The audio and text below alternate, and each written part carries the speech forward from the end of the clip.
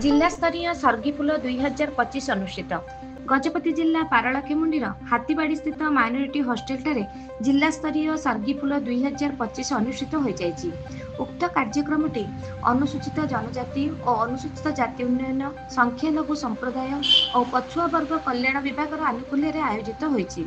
एही कार्यक्रमर आवाहक जिला मंगल अधिकारी गजपति सलमन रायका, मुख्य अतिथि भाव पारला विधायक रूपेश पाणिग्राही, मुख्य वक्ता रायगड़ा शिक्षा मंडलाधीश रायगड़ा जोन श्यामघन भूइया, सम्मानित अतिथि भाव जिला परिषद अध्यक्ष गाभरी तिरुपति राव, जिलापाल श्रीमती मधुमिता, पौर परिषद अध्यक्ष निर्मला सेठी, प्रकल्प प्रशासक अंशुमान महापात्र, उपजिलापाल पारलाखेमुंडी अनुप पंडा अन्य अतिथि माने प्रदीप प्रज्वलन पूर्वक कार्यक्रम शुभारंभ करथिले।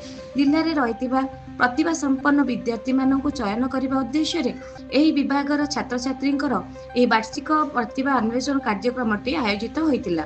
एही अवसर में जिलार विभिन्न स्कूल बहु प्रतिभापूर्ण विद्यार्थी माने अंशग्रहण कर निज निजर कला संस्कृति आदि प्रदर्शन करथिले।